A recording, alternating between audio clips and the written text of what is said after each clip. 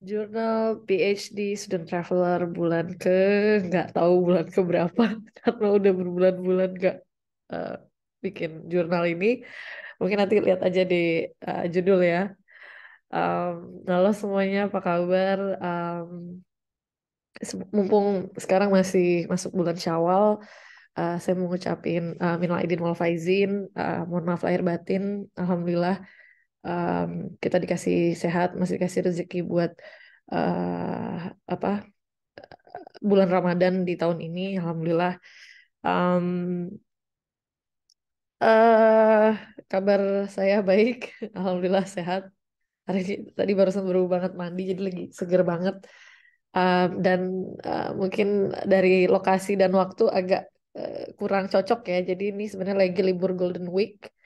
um, Golden Week tuh semacam apa ada berapa hari libur nasional berjejer jadi kayak dianggap kayak libur panjang gitu ya, panjangnya nggak panjang sih, seminggu aja.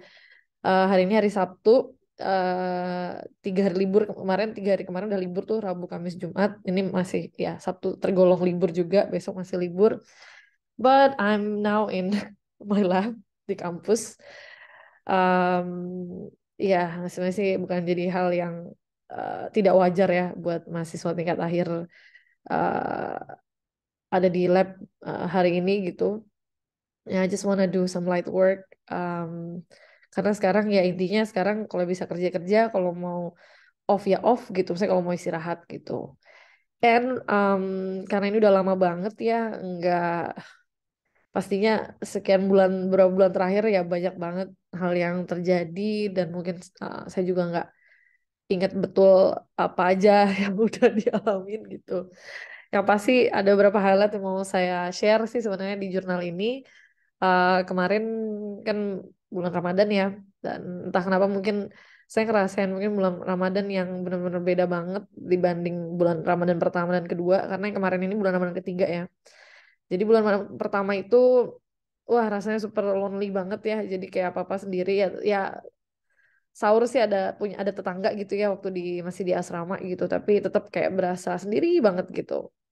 Dan sahur yang kedua karena suami udah datang, em, sahur tahun kedua maksudnya sahur tahun kedua, karena suami udah datang, at least kayak apa ya, sahur apa ya pokoknya apa apa nggak sendiri, masih bareng. Dan tahun ini sahur dan Ramadan nih lumayan rame ya. Kenapa rame? Karena kemarin keluarga keluarga besar sih, keluarga besar, orang tua sama 2 adik, 3 hari sebelum Lebaran datang ke Kyoto. Jadi ceritanya mereka temanya mau Lebaran di Kyoto gitu. Jadi sebenarnya Lebaran di Kyoto nggak ada gimana-gimana sih, nggak ada takbiran, nggak ada apa-apa. Tapi sebenarnya mau ngambil liburan aja sih, liburan. Tapi pas ngambil waktu Lebaran, libur panjang Lebaran gitu. Jadi ya udah mudik, jadi mudiknya ke sini gitu, ceritanya orang tua nengokin anak sulung gitu kan sambil tur ngeliat kampus Kyodai gitu. Jadi dan jujur seru banget kemarin. em, dan karena hawanya kan menjelang Lebaran ya, jadi juga udah modenya udah kayak mode holiday gitu. Pas ya keluarga datang waktu itu, kayak keluarga waktu itu keluarga datang hari Selasa sore. Pokoknya saya tuh waktu itu ngeset hari Senin kemarin, hari Hamin satunya, Senin tuh saya ada meeting sama sensei gitu ya buat nge-review paper yang lagi kerjain, yang lagi masih berjuang buat diberesin, but it takes some time. Terus waktu itu kayak Senin tuh yang pokoknya udah habis meeting sama sensei itu udah kayak udah waktu terakhir, habis itu mau libur off seminggu. Bahkan saya di notebook saya tuh, saya punya jurnal apa kayak catatan diary PhD juga udah ngeset pokoknya mau Yasumi 1 minggu gitu, karena udah ada plan segala macam kan mau jalan sana sini gitu. Dan um, iya terus pokoknya ya selesai meeting sama sensei terus besok, dan ternyata tiba-tiba mendadak tuh sensei tuh minta, awalnya tuh hari Selasa tuh sebenarnya saya ada kelas jadi asisten kan, ada ngasisten kelas gitu. Biasanya kalau saya itu tipenya yang nggak harus datang setiap hari gitu, setiap kelas gitu. Nah saya waktu itu mikirnya hari Selasa itu nggak, saya nggak perlu datang ke kelas gitu. Jadi saya bisa jemput pick up ke apa, jemput orang tua ke stasiun gitu kan, keluarga gitu. Terus ternyata tiba-tiba diminta buat ke kelas gitu. Aduh, mau nolak tuh nggak enak gitu ya. Akhirnya mau gak mau ya udah akhirnya datang ke kelas, tapi kayak saya izin, bilangnya sih mau, nggak bilang mau keluarga datang atau mau jemput keluarga, tapi bilangnya mau apa namanya, mau mau buka puasa di rumah gitu. Jadi mau prepare gitu karena kan udah menjelang jam 6 waktu itu kelasnya. Dan dia oke nggak masalah, untung sensei saya santai banget. Ya udah habis itu beres kelas saya langsung ke stasiun terus ketemu keluarga dan kita buka bareng di restoran, ada di restoran ikan gitu. Dan udah benar-benar sejak from that day sampai hari Selasa depannya I feel like a tourist. It's so good. Jadi apa ya, saya kan dari nyampe Jepang sampai detik ini kan benar-benar emang datangnya statusnya pelajar ya, jadi memang hawanya ya beda ya, jadi perlu di ini ya, perlu dicatat gitu ya, jadi datang ke sini sebagai turis, sebagai pekerja, sebagai student dan sebagai apapun itu beda gitu, jadi feel-nya beda ya.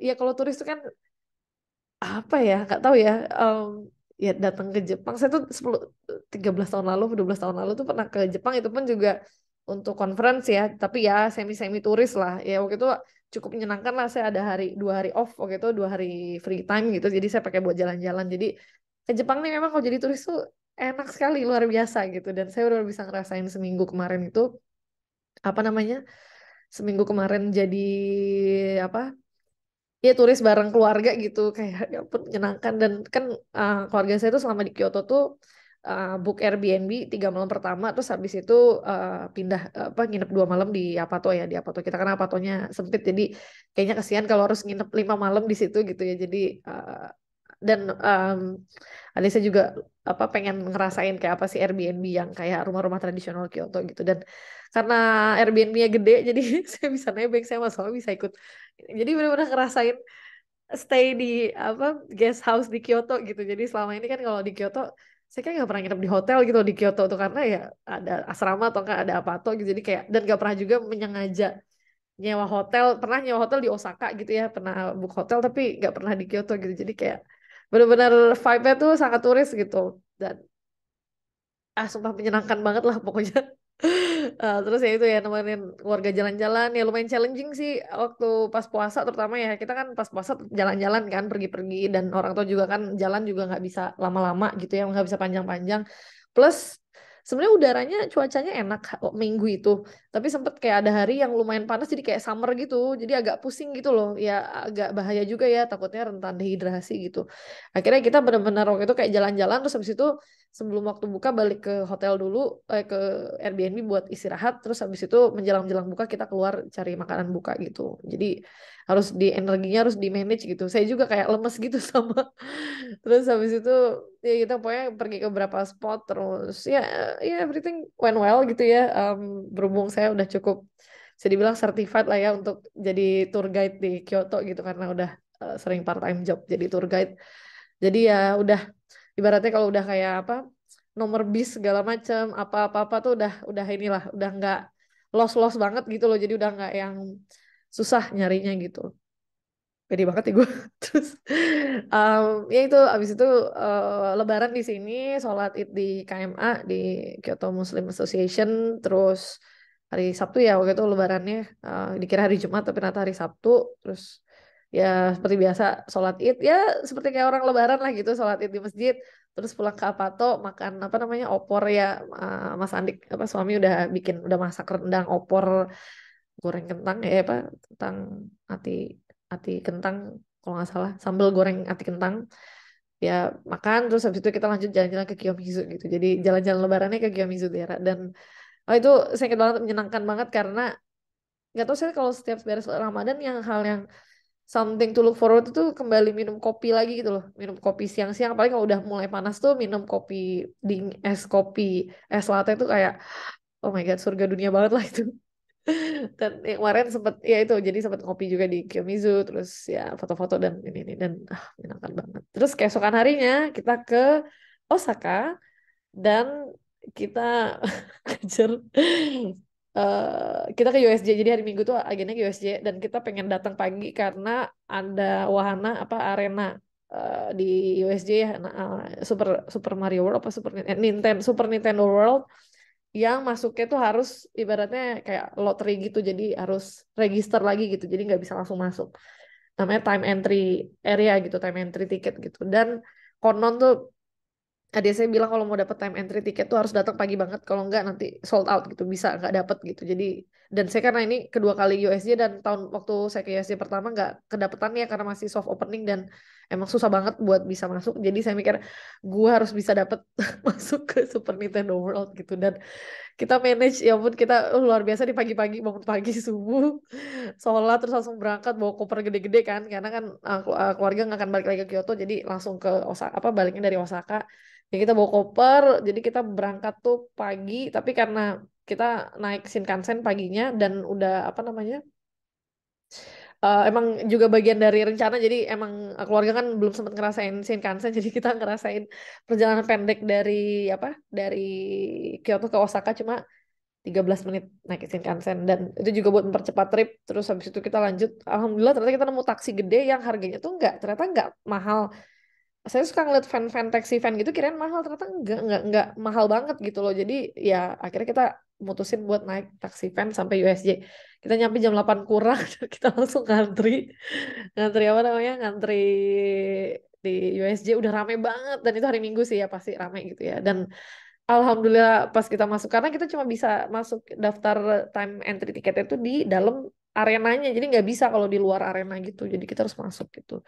Dan baru jam 8-an tuh pokoknya di situ pokoknya ngedaftarin gitu, terus tiba-tiba ya kayak nge-confirm ke staffnya, dan staffnya bilang ya ini confirm bisa masuk gitu. Dan ya Allah seneng banget, itu kayak ibaratnya menang lotre 2 miliar kayak.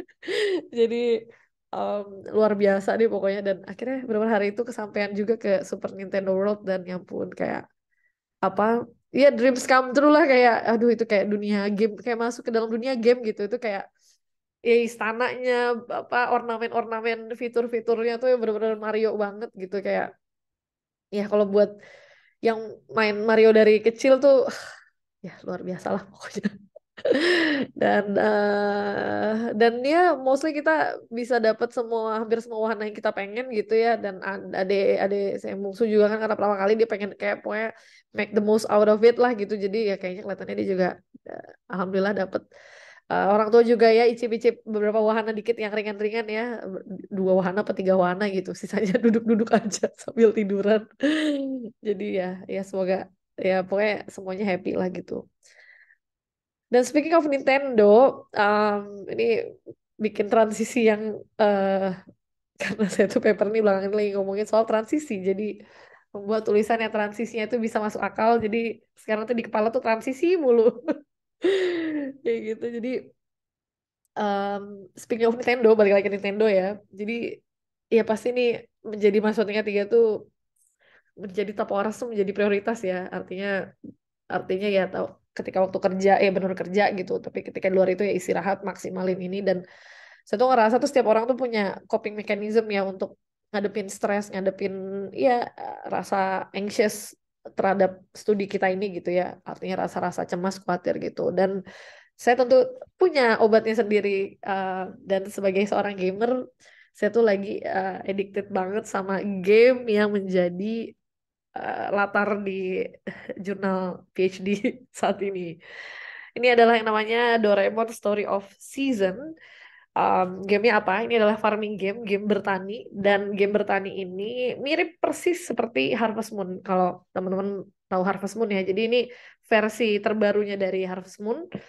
Konsepnya mirip banget ya, ngelola petani, berinteraksi sama warga segala macam. Tapi si Doraemon Story of Season ini tentunya karena ada Doraemon, ada collab dengan si Doraemon, jadi karakter-karakternya adalah karakter dari Doraemon, dan karakter utamanya pastinya Nobita. Jadi kita main sebagai Nobita, sebagai farmer di satu negeri antah berantah gitu.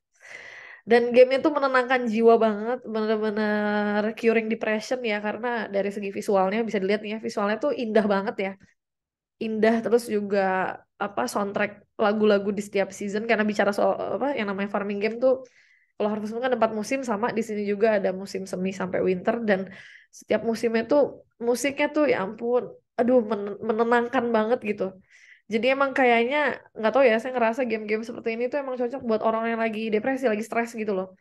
Jadi nggak cuma main gitu ya, nggak cuma ini, tapi tuh bisa ngedengerin nada-nada melodi-melodi yang shooting, yang calming gitu loh. Jadi itu tuh perlu banget gitu. Jadi saya ngerasa tuh ini how I cope my stress gitu ya, jangan main game ini. Jadi saya punya jadwal rutin main game Doraemon ini, and I'm not feel shameful of it, cause I deserve it. Jadi ya pokoknya saya lagi enjoy banget nih sama game Story of Season. Jadi kalau teman-teman lagi nyari referensi game, game Nintendo ya, ini hanya saya nggak tahu di konsol yang lain, tapi di game ini saya mainin di Nintendo Switch gitu. Dan pokoknya mantep banget lah gamenya. Luar biasa. Saya jadi belajar juga. Dulu tuh saya kalau di Harvest Moon tuh ingat banget saya belajar vocabulary bahasa Inggris gitu. Jadi kayak jenis-jenis sayuran gitu belajarnya ya kebanyakan dari situ, dari game Harvest Moon ya. Dan di sini juga sama. Jadi karena tentunya lebih bisa dibilang lebih advance ya si Story of Season ini dari segi ya visual, terus juga kayak kalau di Harvest Moon kan ada masak-masak menu resepnya. Di sini juga ada, dan ini lebih banyak dan sangat menjunjung budaya Jepang banget gitu loh. Menu-menunya ya ada sih menu western gitu, tapi bener-bener menunya tuh real-real yang kayak makrel, miso makrel gitu ya. Jadi kayak menunya tuh bener-bener bahan bakunya, seasoningnya tuh dari ini banget, Jepang banget gitu. Jadi tuh kadang game itu ngaruh ke ini juga. Jadi misalnya ada resep yang mengandung jamur-jamur, misalnya jamur Jepang ya, ada matsutake, nameko apa gitu. Nah, satu ketika saya nih kemarin pergi ke apa Family Mart gitu mau beli miso soup, terus saya lihat ada miso soup yang nameko gitu, yang jamur-jamur kecil itu. Saya beli dong, jadi beli pengen nyoba gara-gara game ini gitu. Padahal saya tahu itu udah pernah makan juga sih jamur namekonya sebelumnya, tapi gara-gara game jadi kayak aduh pengen deh gitu. Jadi entah tiba-tiba jadi kabita gitu loh sama makanan Jepang gara-gara main game ini gitu. Jadi dan juga ada rasa it's so satisfying main game ini ya, game dengan karakter Jepang ini, dan saya tuh berasa berada di Jepang gitu. Apalagi kalau pas karena ada musim kan ya di gamenya juga gitu. Jadi ketika waktu main di winter kan saya mulai main ini kalau nggak salah di winter, lupa deh apa mulai di winter apa baru mulai spring ini ya gitu. Jadi apa namanya? Iya, bisa relate gitu loh. Jadi winter terus apa yang dilakuin gitu loh. Itu tuh bener-bener ini banget gitu loh. Khas banget gitu. Kayak misalnya nih summer nih kalau ada Giant kan bawa apa namanya? Alat penangkap serangga. Ya di sini juga kalau summer ya aslinya tuh anak-anak terutama ya nangkap serangga gitu. Jadi kayak oh my God, apa it's so relatable gitu loh. Jadi kayak living the real life itu ya ya apa yang dunia yang ada di game itu yang ada di real life sekarang gitu. Jadi kayak ini yang bikin saya jujur betah juga di Jepang gitu loh, seneng banget gitu loh berada di Jepang itu. Kayak gitulah kurang lebihnya ya. Intinya lagi seneng banget lah sama si game Doraemon Story of Season ini jadi kayak hiburan saya yang bisa dibilang juga cukup low cost. Waktu itu saya beli gamenya juga diskon lagi cuma $15 apa ya, aslinya agak mahal $50 apa gitu. Jadi lumayan banget, good deal banget gitu. Jadi dan saya tuh gara-gara kemarin dari Nintendo World ya, karena apa nyobain wahananya Mario, terus juga saya kemarin sempat nonton apa Super Mario Bros movie-nya. Oh my God, ini banget ini banget lah apa kalau sebagai fans Mario tuh wah berbinar-binar banget gitu. Saya tuh jadi kepingin iya beli, pengen main game Mario yang versi baru-baru yang 3D, yang kalaupun yang 2D tapi yang versi baru gitu. Saya main tuh dulu yang versi tahun 85 itu yang grafiknya masih ada pixel-pixelnya gitu lah gitu. Jadi ya maybe mungkin setelah main Doraemon Story of Season saya mau coba main Mario Bros yang terbaru sambil nunggu diskon juga pastinya ya. Em, Mungkin itu tentang kenapa saya lagi excited banget cerita Lebaran hari tahun ini, terus juga game Doraemon Story of Season ini. Pastinya sih untuk sekarang um, ya terkait progres riset ya ya sekarang yang saya lakukan ya cuma nulis-nulis dan nulis gitu ya, nulis disambi juga baca, gali-gali apa namanya literatur lagi, terus ngecek-ngecek data lagi, intinya ya muter-muter di situ aja gitu. Jadi ya sekarang tuh saya juga berada di ya fase juga yang kayak ya udah apa yang bisa lakuin lakuin gitu loh, karena udah um, gimana ya ya pasti kalau cemas mah pasti ada, tapi ya cemas nggak akan membantu apa-apa juga gitu, nggak akan tiba-tiba paper beres dan kualitasnya bagus gitu kan. Jadi ya kalau cemas ya udah cemas aja gitu. Dan saya belajar banget ya kalau emang udah mentok ya udah ini ya udah istirahat sebentar nanti lanjut lagi gitu. Jadi ya pokoknya yang sekarang bisa dilakukan adalah ya udah just lakuin gitu loh, nulis. Kalaupun mentok susah apa ya, ya udah ya paling balik lagi ke sensei, curhat lagi segala macam gitu. Jadi ya karena saya udah rencananya kemungkinan besar akan probably mau extend, karena ya sepertinya juga agak giri-giri ya, agak terburu-buru juga kalau misalnya harus dikejar untuk semester ini selesai, dan masih banyak target tuh masih jauh banget belum tercapai gitu. Jadi ya ya whatever happens ya. Jadi kayak sera-sera lah gitu. Jadi uh, kita coba bisa ngelakuin dan mungkin prepare yang sekarang mungkin lagi kita lagi saya sama suami lagi mau coba ini ya. Pasti kan setelah semester ini kan beasiswa habis, jadi ya harus pasti akan ada financial impact dari apa dari iya dari kondisi ini gitu. Jadi kita harus mulai nyiapin nabung dan ya intinya apa yang bisa dilakukan lah gitu. Jadi ya mudah-mudahan insya Allah sih, kalau saya nggak gitu ya, dibilang khawatir ya pasti khawatir ada, tapi ya percaya aja lah insya Allah rezeki mah pasti ada. Apalagi apa yang namanya orang lagi sekolah belajar ini kan proses yang apa ya, yang mulia, yang dimuliakan di agama saya gitu. Jadi ya insya Allah lah nggak perlu khawatir gitu. Anyway, mungkin itu aja jurnal kali ini. eh, Lagi excited banget ngomongin game ya. Jadi karena kalau ngomongin soal progress nanti yang ada sedih, nggak sedih sih, yang ada ah gitu. Jadi alangkah baiknya kita ngomongin yang seneng-seneng aja gitu. Oke, mungkin sekian itu aja. Eh, Terima kasih. Sampai bertemu di jurnal berikutnya yang nggak tahu kapan. Mohon dimaklumi karena udah masuk ke fase-fase ini sudah semakin tidak reguler ya untuk membuat jurnal. Tapi tentunya insya Allah selagi saya bisa, saya bakal bikin. Oke, thank you so much. Bye-bye.